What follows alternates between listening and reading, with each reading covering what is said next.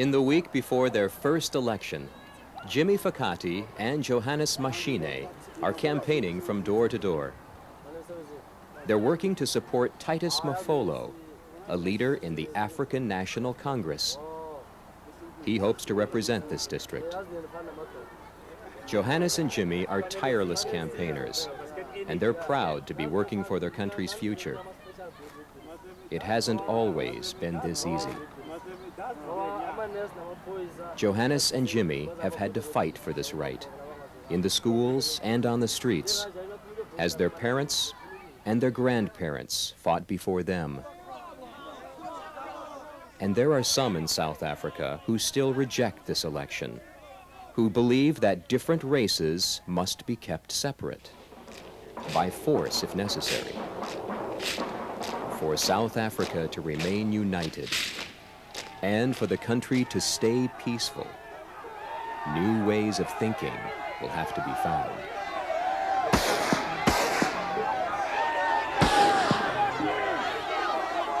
What really pushed me into joining an organization was when I was actually accompanying my friend, and the police came by, and we saw people running in all directions. We didn't know what was happening then.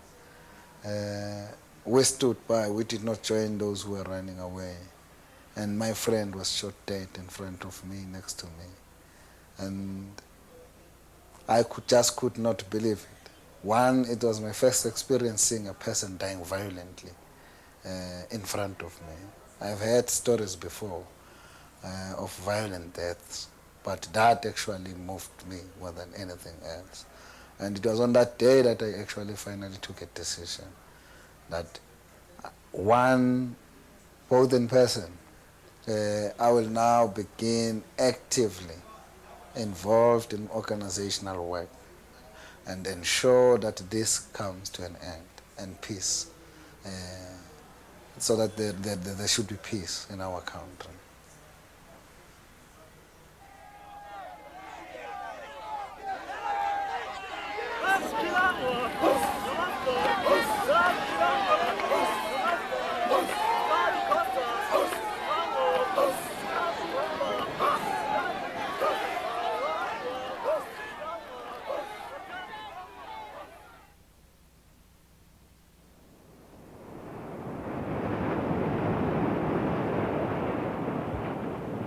In 1652, 3 ships left from Holland bound for Africa. Sent by the Dutch East India Company, their mission was to build a permanent settlement, a rest stop for spice traders en route to Asia. The ships landed on the Cape of Good Hope, and in the shelter of Table Bay, 90 men established Cape Town, the first white settlement on the southern tip of Africa. There, the crew encountered an indigenous people, the Khoi, who tended sheep and cattle up and down the Cape. At first, the whites bartered peacefully with these natives, but before long, the groups clashed, especially as more whites arrived and the colony expanded.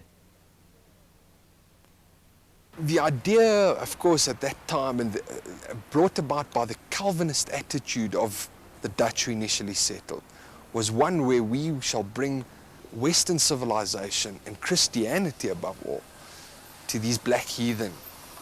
We are their saviors, both spiritually and in a sense of civilization. We will show them the light. And it was a patronizing attitude, and one which continued and in fact was reinforced during the time of the British occupation of South Africa.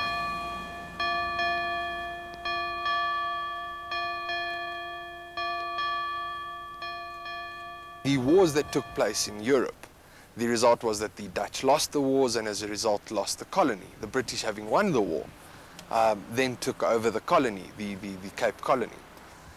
Those Afrikaner Boers that refused to live under the yoke of British colonization then started moving northwards. The Great Trek started in 1836. And they started then moving northwards to establish their own independent Boer republics, which at that time was the Transvaal and the Orange Free State, today 2 of the provinces of South Africa. with their own culture, their own way of life, their own religion, etc. Basically, there's a lot of debate about this because some histories, particularly white histories, say that the land was empty. And as the Dutch settlers were coming in, then the Zulus were also coming down and into southern Africa. On the other hand, estimates are that the Zulus were around within KwaZulu-Natal mostly in around the 16th century or so. And they were basically living there. But only when King Shaka came around and during the Shakan Wars, so the Zulus actually forged into the nation, into a nation, as he went from area to area, basically conquering those areas and bringing the chiefs and the homesteads under his control. And that was when the Zulu nation was formed. I would sum up the Zulu attitude towards the whites at the beginning, anyway, as being fairly open, simply treating them as another group of people who had come to be amongst them within the living space, so to speak. And I think it only really started changing where you had this clash of cultures, and ownership to the white man meant actual physical ownership, meant expropriation, meant dispossession at the expense of the black man. And I think then things really started to change.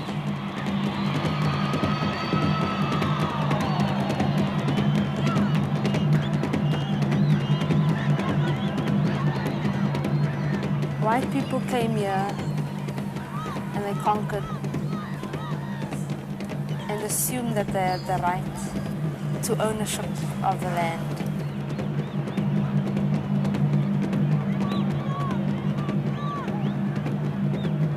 This period, I think, was characterized by more skirmishes rather than grand-scale wars. More clashes isolated in areas where people wanted to settle, others were unsettled, nomadic tribes, their traditional grazing lands being affected. So it was it was a very unsettled period, one of where treaties with local black chiefs that were entered into, people breaking the terms of those treaties and so on. So it was a period, I think one could easily compare it with the westward migration in the United States that took place. And I think the comparison is a very good one. So one must know that it wasn't after the Second World War with the Afrikaner coming into political power that all of a sudden, out of this wonderful harmony between the races, the Afrikaner popped out and imposed racial discrimination. Racial discrimination was always there. What happened was that after the Second World War in 1948, they imposed apartheid, the official policy of apartheid, which was a very determined policy to keep races apart from one another and to have separate development. Exactly the same notion that there was, for example, in the American South, the one of separate but equal. Very, very similar idea. In the language of the Dutch Afrikaner, the word apartheid means separation. It was used to describe a policy to keep different races apart.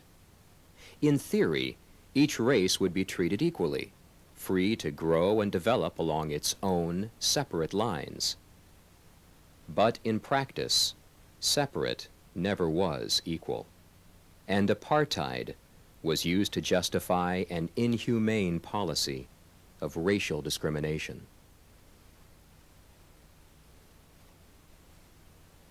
I'd say that if one looks at the specific detail of the policies, the horrors of apartheid becomes more real. After 1948, the Group Areas Act was introduced. That act effectively instructed people which areas to live in, where they're able to work, where they can send their children to school. Those were concentrations of areas that was simply not economically viable. You'll just see empty, barren land. You see poverty. There's simply nothing people can do with some parts of the land. So people were compelled legally to go to these areas. So it was a horrific system of breaking up family life, breaking up communities. That really is the reality of apartheid. Khayelitsha is a township that has been created to give proper access to the army. There are 2 military bases next to Khayelitsha, one on the north, one on the south. The streets are in such a way that you can bring in military vehicles here and patrol the area at ease. The biggest killer in Khayelitsha is tuberculosis. It's a curable disease, but like people are just dying like flies because of that.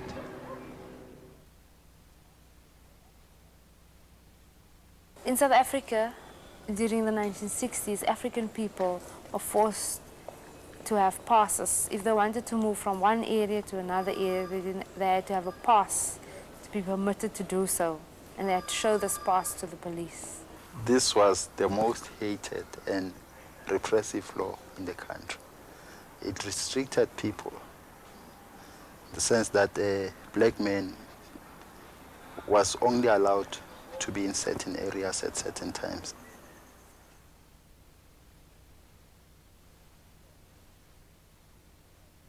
You know, in schools, we're deprived of many things. There were no laboratories.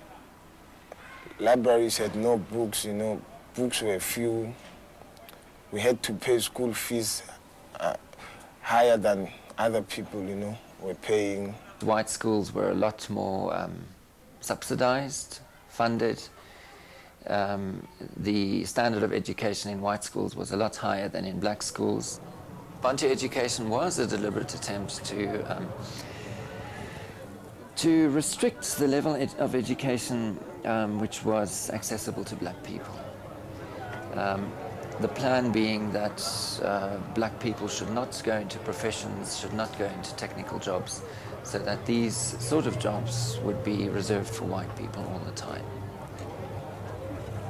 The kind of education that you are given, an education that tells you that you're stupid, you're dumb, you're subservient, and you should remain there. I mean, an education that said the black person does not deserve mathematics. I mean, these are the kind of things, I mean, that's another kind of repression.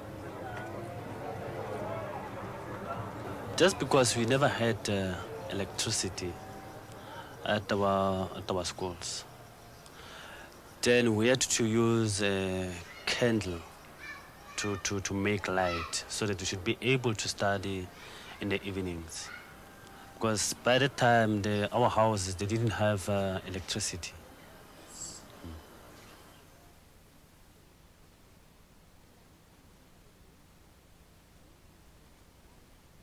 My father told me once that the best thing a black man can actually become was a teacher, and a woman could become a nurse. That was like the highest positions that black people could uphold.